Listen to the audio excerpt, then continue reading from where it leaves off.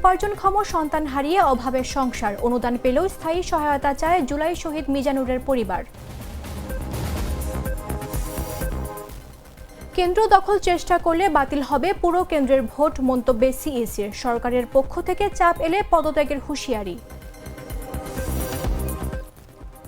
নারায়ণগঞ্জে বাসায় গ্যাস লাইনে বিস্ফোরণে একই পরিবারের নারী শিশুসহ দগ্ধ ৯, বার্ন ইনস্টিটিউটে ভর্তি। পটুয়াখালীর উপকূলে থেমে থেমে বৃষ্টি, ভোগান্তিতে শ্রমজীবী ও কৃষি কাজের মানুষ। এবং দুবাই থেকে ফিরে গরুর খামার, মাসে আয় ২.৫ থেকে ৩ লাখ, কর্মসংস্থান বাড়ানোর প্রত্যাশা।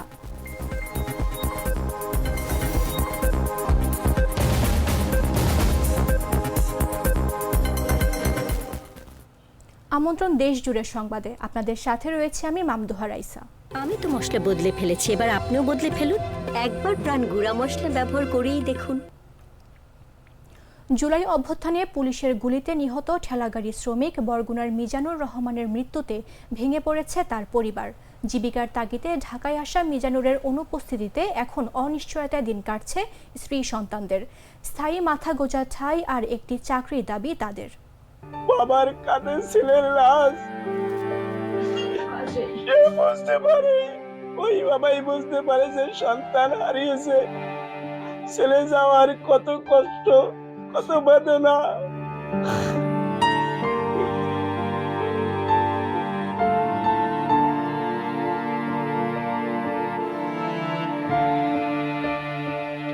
আমার ছেলে আমারে তো বলে না যে মা তুমি কি খাবা।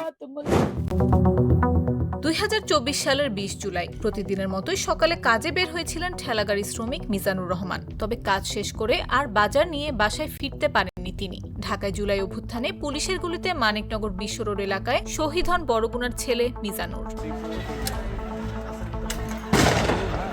প্রায় ১০ বছর আগে জীবিকার তাগিদে বরগুনা ছেড়ে ঢাকায় কাজের উদ্দেশ্যে যান মিজানুর। বছরের পর বছর শ্রম দিয়ে সংসার চালাতেন, কিন্তু মিজানুরকে হারিয়ে ভবিষ্যৎ নিয়ে বড় চ্যালেঞ্জের মুখে পড়েছে তার পরিবার। অনুদানের টাকায় কেনা রিকশা চালিয়ে সংসার চালান মিজানুরের বাবা দুলাল।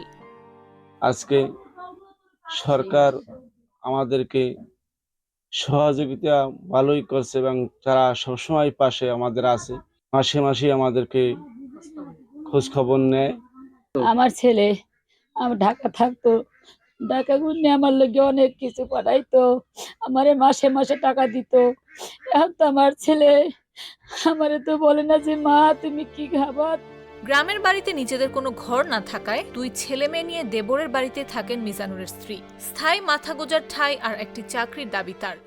আমার একটা স্থান যদি হইতো, যে না একটা কাজ হইতো, যে না এই জায়গা দিয়ে আমি কিছু টাকা ইনকাম করতেছি, মাসে সেটা আমার আসবেই, এরকম একটা যদি কর্মস্থান সরকার থেকে আমার দেওয়া হইতো আমার খুবই ভালো হইতো। এ বিষয়ে বরগুনা জেলা প্রশাসক মোহাম্মদ শফিউল আলম বলেন, এরই মধ্যে ১০ লাখ টাকা করে জুলাই আন্দোলনের শহীদ বরগুনার ১০ পরিবারকে সঞ্চয়পত্র দেওয়া হয়েছে। বাকি আরো ২০ লাখ টাকা এ মাসে হস্তান্তর করা হবে। জেলা পরিষদ থেকে নগদ ২ লাখ টাকাও দেওয়া হয়েছে বলে জানান তিনি। এই যে শহীদ পরিবার, এই শহীদ পরিবারকে সরকার বিভিন্নভাবে সহযোগিতা করছেন। সহযোগিতার অংশ হিসেবে আমরা প্রায় তাদের পরিবারকে ইতিমধ্যে ১০ লক্ষ টাকা সঞ্চয়পত্র হস্তান্তর করেছি। বাকিটাও এই মাসের মধ্যে হস্তান্তর করা হবে। আরো ২০ লক্ষ টাকা, টোটাল ৩০ লক্ষ টাকা করে তারা প্রতি পরিবার পাচ্ছে। ভবিষ্যতে সাধ্যমতো জেলা প্রশাসন থেকে সাহায্য করা হবে বলেও আশ্বস্ত করেন তিনি। নাফিস আব্দুল্লাহ, জাগো নিউজ। ভোট কেন্দ্র দখলের চেষ্টা করলে পুরো কেন্দ্রের ভোট বাতিল করা হবে বলে মন্তব্য করেছেন প্রধান নির্বাচন কমিশনার এএমএম নাসির উদ্দিন। বলেন, যারা বাক্স দখল করার স্বপ্নে বিভোর তাদের স্বপ্নভঙ্গ হবে। শনিবার সকাল ১০টায় রাজশাহী আঞ্চলিক লোক প্রশাসন প্রশিক্ষণ কেন্দ্রে রাজশাহী অঞ্চলের নির্বাচন কর্মকর্তাদের সাথে ত্রয়োদশ জাতীয় সংসদ নির্বাচন বিষয়ে মত বিনিময় সভার আগে এসব কথা বলেন তিনি। সিইসি বলেন, প্রধান উপদেষ্টার চিঠি পাওয়ার পর থেকে নির্বাচনের প্রস্তুতি জোরদার করা হয়েছে। আগামী ফেব্রুয়ারি মাসে রমজানের আগে যাতে নির্বাচন হয় তার জোর প্রস্তুতি চলছে। ভোট আসতে আসতে আইনশৃঙ্খলা পরিস্থিতির উন্নতি হবে বলেও মন্তব্য করেন তিনি। এ সময় সরকারের পক্ষ থেকে কোনো অনৈতিক চাপ এলে পদত্যাগ করবেন বলেও হুঁশিয়ারি দেন তিনি। নির্বাচনে আওয়ামী লীগের অংশগ্রহণ নিয়ে সিইসি বলেন, কার্যক্রম নিষিদ্ধ হওয়া আওয়ামী লীগ বিচার চলাকালীন নির্বাচনে অংশ নিতে পারবে না। আপনারা জানেন যে আমাদের মাননীয় প্রধান উপদেষ্টা একটা ঐতিহাসিক নির্বাচন, সুষ্ঠু সুন্দর নির্বাচন উপহার দেওয়ার প্রতিশ্রুতি ব্যক্ত করেছেন। আমরা ওনার প্রতিশ্রুতির সাথে একাত্মতা ঘোষণা করেছি এবং ওনার প্রতিশ্রুতি যাতে অক্ষর অক্ষরে পালিত হয় সেভাবেই আমরা প্রস্তুতি নিচ্ছি। আগামী ফেব্রুয়ারি মাসে, রমজান মাসের আগে নির্বাচন যাতে সুষ্ঠু সুন্দরভাবে হয় সেটাকে সামনে রেখে আমরা প্রধান উপদেষ্টার ঘোষণা অনুযায়ী আমরা সেভাবে প্রস্তুতি নিচ্ছি। ভোটার হালনাগাদ হয়ে গেছে ইনশাল্লাহ।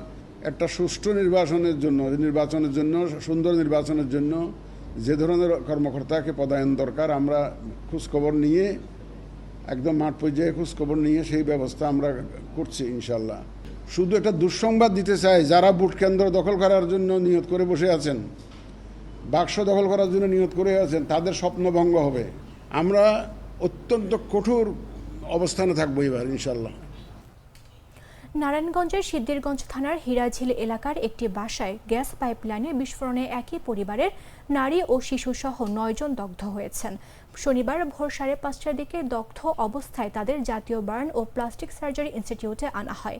জাতীয় বার্ন ও প্লাস্টিক সার্জারি ইনস্টিটিউটের ভারপ্রাপ্ত আবাসিক সার্জন ডক্টর সুলতান মাহমুদ শিকদার জানান, শিশুসহ দগ্ধ ৯ জন এখানে এসেছে। সবার অবস্থাই আশঙ্কাজনক। তাদের মধ্যে শুধু তানজিল ইসলামকে প্রাথমিক চিকিৎসা দিয়ে ছেড়ে দেওয়া হয়েছে। তাদের হাসপাতালে নিয়ে আসা রাকিবুল ইসলাম জানান, দিবাগত রাত 3:30টার দিকে হঠাৎ গ্যাস পাইপলাইনে থেকে বিস্ফোরণে শিশুসহ দগ্ধ হয় ৯ জন। পরে তাদের উদ্ধার করে জাতীয় বার্ন ও প্লাস্টিক সার্জারি ইনস্টিটিউটে ভর্তি করা হয়। আজকে রাতে 3টা বাজে এই গ্যাসের লাইনের বাস্ট হইয়া আগুন তো ছিটে গেছে। তারপর আমার শরীরে 9 জনের শরীরের অঙ্গে কাপড় চুপড় যা আছে সব খুঁজে, শরীরে চামড়া আমরা সব খুইয়া অবস্থা ধরার মতন কিনি আমি। এরপরে একজনে আগুন লইয়ে বাইরে কইছি যে আমার বাঁচান। এবার আশেপাশে মানুষ গেছি, বাইরে যেয়ে দিয়ে আগুন নিয়ে সবাই বেরিয়েছি। এরপরে আবার গাড়ি পানি পাইছে, ফোন দিছে, ফোন দেওয়া হারা আইয়া পানিটা নিয়ে গেছে, গ্যাসের আগুন নিয়ে গেছে। তারপরে একবারে হাসপাতালে নিয়ে গেছে, নিয়ে ভর্তি করেছে। পটুয়াখালীর উপকূলে থেমে থেমে বৃষ্টিতে বাড়ছে ভোগান্তি। সবচেয়ে বেশি ভোগান্তি পোহাতে হচ্ছে শ্রমজীবী ও কৃষি কাজের মানুষদের। এই মুহূর্তে পটুয়াখালীতে আছেন সহকর্মী মাহমুদ হাসান রায়হান। সরাসরি যাচ্ছি তার কাছে। আমি এখন দাঁড়িয়ে রয়েছি পটুয়াখালী শহরের যে লোহালিয়া নদীর পাড়ে যে বেড়িবাঁধ রয়েছে, সেই বেড়িবাঁধের উপরে। আপনারা জানেন যে পটুয়াখালী জেলার বেশ কয়েকদিন ধরে কিন্তু বরি আবহাওয়া বিরাজ করছে এবং পটুয়াখালীর যে বিভিন্ন এলাকাগুলো রয়েছে, যেখানে নিম্ন অঞ্চলগুলো রয়েছে, সেখানে কিন্তু পানি প্রবেশ করেছে এবং পানি রয়েছে, বিশেষ করে এই বৃষ্টিপাতের কারণে। এখনও কিন্তু পটুয়াখালী জেলার বিভিন্ন স্থানে কিন্তু বৃষ্টিপাত হচ্ছে এবং সমুদ্র বন্দরকে 3 নম্বর সতর্কতা সংকেত দেখিয়ে যেতে বলায় এবং নদী বন্দর সমূহকে কিন্তু 1 নম্বর সতর্কতা সংকেত দেখিয়ে যেতে বলা হয়েছে এবং যে সমুদ্রে যে সকল মাছ ধরার ট্রলারগুলো রয়েছে তাদেরকে নিরাপদ স্থান থেকে চলাচল করতে বলা হয়েছে। আপনারা জানেন যে পটুয়াখালী শহরের শহর জেলায় বিভিন্ন এলাকাগুলোতে কিন্তু এই বৃষ্টিপাত হচ্ছে এবং কৃষি জমি যেগুলো কৃষি খাতগুলো রয়েছে, সেই কৃষি খাতগুলো কিন্তু কিছুটা হলেও ডুবে রয়েছে। আমাদের কাছে যে তথ্য রয়েছে, আমরা জেনেছি যে এই সক্রিয় মৌসুমী বায়ুর প্রভাবে উত্তর বঙ্গোপসাগরে সঞ্চালনশীল মেঘমালা তৈরি হচ্ছে। এর প্রভাবে পটুয়াখালীতে গত কয়েকদিন ধরে এই গুড়ি গুড়ি বৃষ্টি এবং কখনো মাঝারি অথবা মুষলধারে বৃষ্টিপাত হচ্ছে। তবে এখানকার এই যে কর্মস্থলে যে সকল মানুষরা যেয়ে থাকে, বিশেষ করে শ্রমজীবীরা, নিম্ন আয়ের খেটে খাওয়া মানুষরা, তারা কিন্তু এই বৃষ্টিপাতে কিছুটা হলেও তারা কিন্তু বিপাকে পড়েছে। আমরা যদি আপনাদেরকে একটু বলে রাখি যে এখন কিন্তু বর্ষাকালীন সময় হলেও সবজি চাষের কিন্তু একটি সময় এবং এই মৌসুমী বায়ুর প্রভাবের কারণে কিন্তু সবজি চাষিরা এখানে কিন্তু তারা কিন্তু অনেকটাই বিপাকে পড়েছে। পটুয়াখালী শহরের বিভিন্ন যে নিম্ন এলাকাগুলো রয়েছে, সেই নিম্ন এলাকাগুলোতেও কিন্তু ড্রেনেজ ব্যবস্থা কিন্তু ভালো না থাকা, এখানে কিন্তু পানির যে উঠে থাকে সেই পানিগুলো কিন্তু নেমে যায়নি এবং এই কারণে কিন্তু পটুয়াখালী শহরের বেশ কিছু যে জায়গা রয়েছে, বেশ কিছু যে ড্রেনেজ ব্যবস্থা, যে ড্রেন যেখানে থাকে, সেই সকল ড্রেনগুলোতে কিন্তু ময়লা আবর্জনায় এবং পয় নিষ্কাশন না থাকায় কিন্তু অনেক জায়গায় কিন্তু পানি আটকে রয়েছে। পটুয়াখালীর বিভিন্ন এলাকাগুলোতে আমরা দেখেছি যে সকল নদী ভাঙ্গন, বিশেষ করে নদী ভাঙ্গন এলাকাগুলোতে কিন্তু এখনও নদী ভাঙছে এবং ঘরবাড়ি তারা সরিয়ে নিয়ে যাচ্ছে।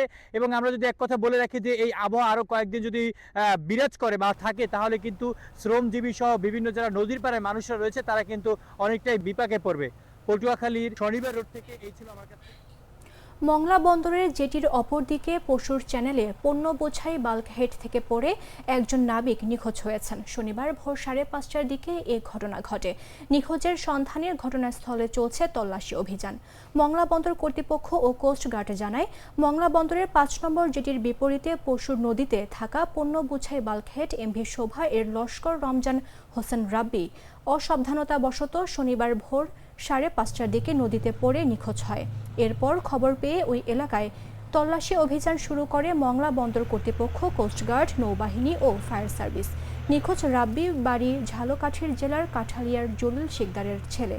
এদিকে নিখোঁজের সন্ধান কার্যক্রমের সকল সহায়তা ও তদারকি করছে মংলা বন্দর কর্তৃপক্ষ।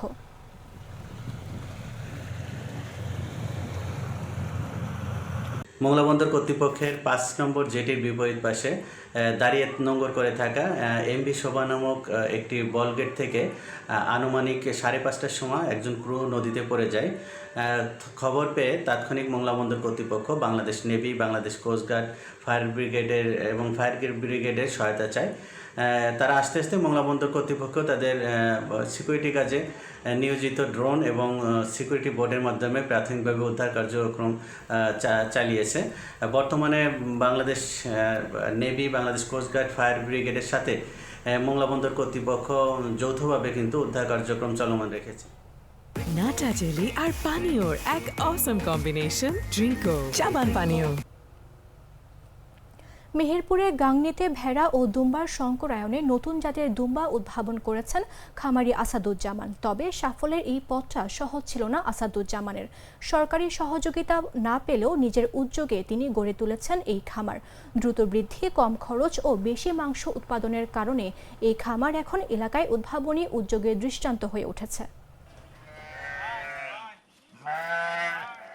4 বছর আগে মালয়েশিয়া থেকে দেশে ফিরে আসেন মেহেরপুরের গাংনী উপজেলার ভোমরদা গ্রামের আসাদুজ্জামান।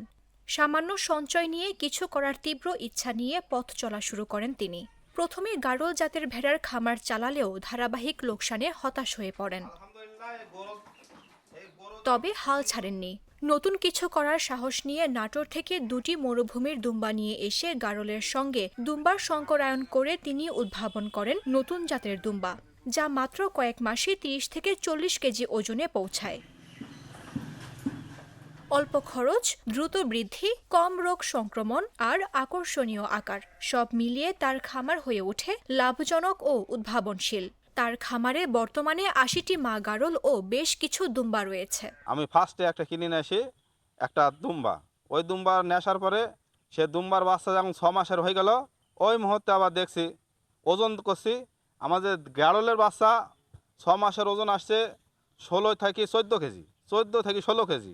আর দুম্বার করাসের বাচ্চার ওজন আসছে 35, 40, 45 এইরকম ওজন আসছে। ওজন অনেক কম বেশি। এই কম বেশি কারণে আমি আবার 2টো দুম্বা কিনে আসলাম। নিয়ে আসার পরে এর যখন গ্রোথ ভালো, আমার মার্কেটে বেচা কিনা হোক আর না হোক, আমি দেখছি এর গোশ বেছিল অনেক টাকা। এই কারণে আস্তে আস্তে আমি ওই দুম্বার লাইনে চলে গেছি। আর এই যে আমার যে গাড়লে যে ছেলে মেড়া ছিল, সে মেড়া একদম আউট করে দিয়েছি। তবে স্বপ্ন পূরণের পথটা সহজ ছিল না আসাদুজ্জামানের। ব্যাংকের ঋণ পাওয়ার জন্য দৌড়াদৌড়ি করেও লাভ হয়নি। কাগজপত্রের জটিলতায় মেলেনি সহায়তা। কোনো সরকারি সহযোগিতা ছাড়া নিজের শক্তি ও মনোবল দিয়ে এগিয়ে নিয়ে গেছেন পুরো প্রক্রিয়া। বাংলাদেশ সরকারের যে ব্যাংক আছে, ব্যাংকে আমি লোন করতে গেছিলাম ওই দুম্বা কেনার জন্য। এই খামারের কাগজপাতি নিয়ে যাই আমি লোন করতে গেলাম। ব্যাংকের লোক যে জমির দলিল লাগবে, জমির দলিল তো আমার নাই। গাড়ি চালাই, আপনার খামার করতে আসি, অনেক কাজ করে বেড়াচ্ছি। আর জমির দলিল লাই বলে আমাকে লোন দেয়নি। কিন্তু আলহামদুলিল্লাহ লোন না দেওয়া সত্ত্বেও আমি এখন ভালো আছি।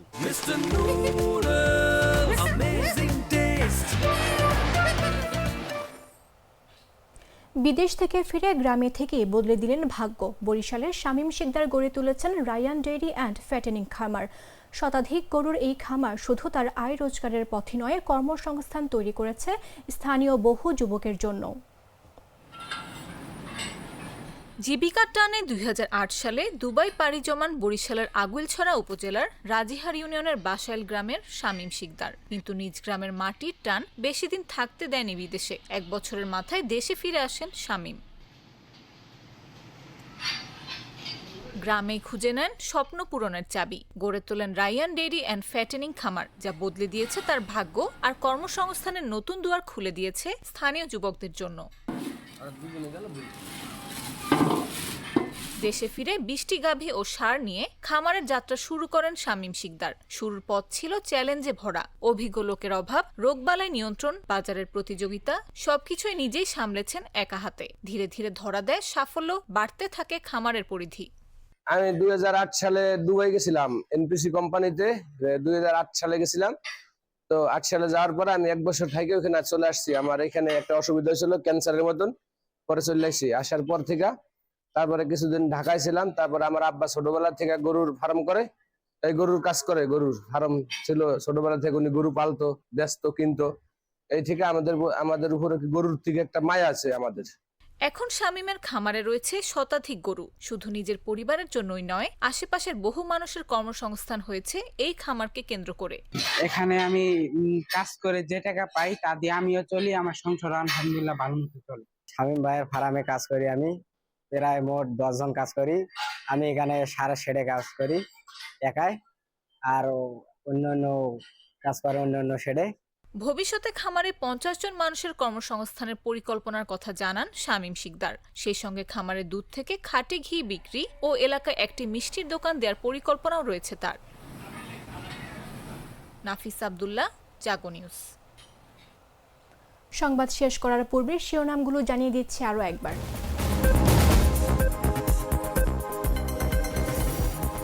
উপার্জনক্ষম সন্তান হারিয়ে অভাবের সংসার, অনুদান পেলেও স্থায়ী সহায়তা চায় জুলাই শহীদ মিজানুরের পরিবার। কেন্দ্র দখলের চেষ্টা করলে বাতিল হবে পুরো কেন্দ্রের ভোট, মন্তব্যে সিইসির। সরকারের পক্ষ থেকে চাপ এলে পদত্যাগের হুঁশিয়ারি। নারায়ণগঞ্জে বাসায় গ্যাস লাইনের বিস্ফোরণে একই পরিবারের নারী শিশুসহ দগ্ধ 9, বার্ন ইনস্টিটিউটে ভর্তি। পটুয়াখালীর উপকূলে থেমে থেমে বৃষ্টি, ভোগান্তিতে শ্রমজীবী ও কৃষি মানুষের। এবং দুবাই থেকে ফিরে গরুর খামার, মাসে আয় 2.5 থেকে 3 লাখ, কর্মসংস্থান বাড়ানোর প্রত্যাশা।